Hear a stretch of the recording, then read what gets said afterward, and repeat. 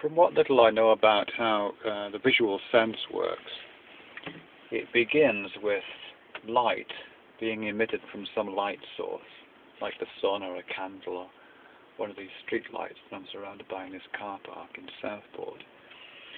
And then that light travels to an object, like the car I'm looking at over there, and then it bounces off the object, and a beam of light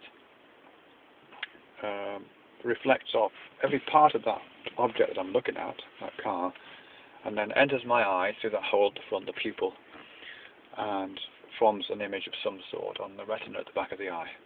And then there's a series of processes beyond that.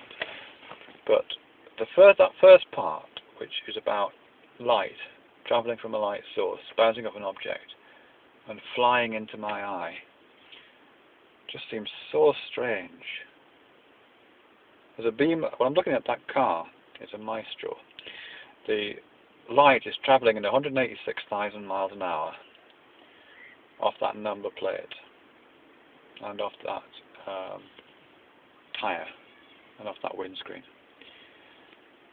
And if I move my head slightly to the right, I can still see the car, so that must mean there's another set of beams of light that are now aiming straight at me and coming into the pupil of my eye here, and the ones that were entering my eye a moment ago are now passing just past my left ear. They haven't disappeared, presumably, they're still there, but they're flying just past my left ear at 186,000 miles an hour. And if I do the same, move to the left, I have to move quite a bit to the left because I've got a little cardboard Hawaiian dancer hanging from my rear view mirror here. So if I move a little bit this way, again I can still see the car, so that means that there's another set of light, another set of beams of light, again travelling at 186,000 miles an hour, all again flying into my eye. And there's absolutely nowhere I can put my head or my eyes in which I don't seem to stand in the way of that beam of light. So those beams of light must be flying absolutely everywhere. And since I can see everything, well, pretty much everything that's not obscured by something, as I look around this car park, I can see the cars, I can see the bridge, I can see the people, I can see the shops over there. That means that there's light flying towards me from all of these directions, flying at 186,000 miles an hour, from everywhere around. I can see some people over there, so I can see some people on the bridge, I can see some people coming out of the shop over there, and they're looking sort of in my direction. There's a chap there with a striped jumper who's looking more or less in my direction.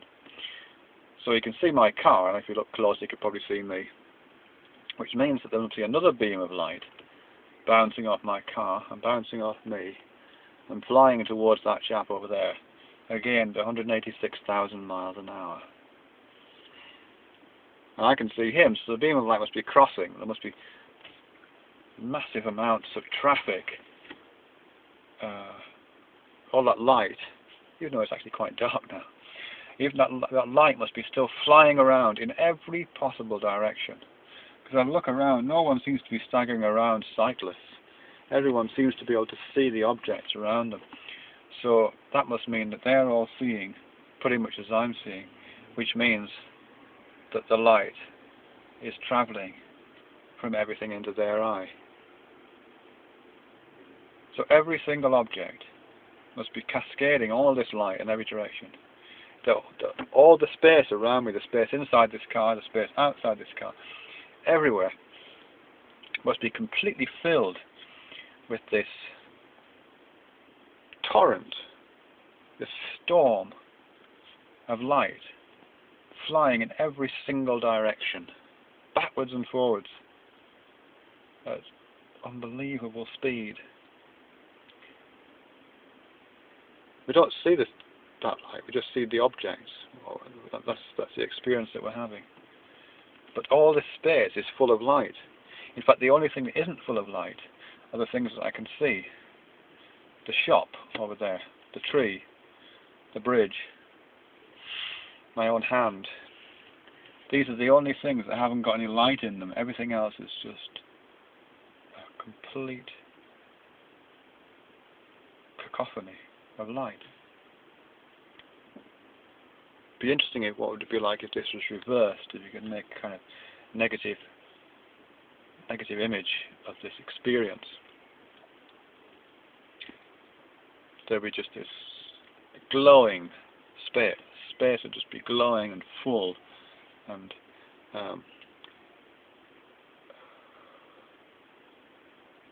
astonishing with light. And these objects, my hand and the bridge and the shop and the little Hawaiian girl hanging from the rearview mirror, will be little holes in the light, little dark holes in the light.